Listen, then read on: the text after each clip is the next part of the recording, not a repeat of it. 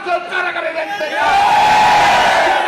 বাংলাদেশের মানুষের জন্য করেছেন বিনা বেতন যদি 8 বছর থাকে।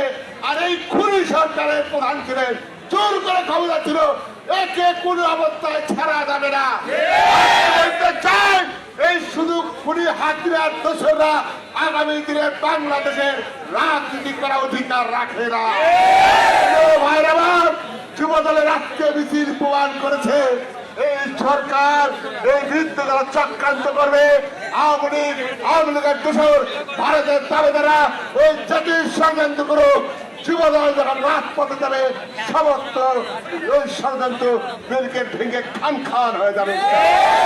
এই জন্য যুব দলের প্রত্যেকটি নেতা কর্মীকে তারেক রহমানের নির্দেশে একটু গণিতের উদ্বুদ্ধ হয়ে আগামী নির্বাচন পর্যন্ত মাঠে থাকতে হবে সক্রিয়ভাবে।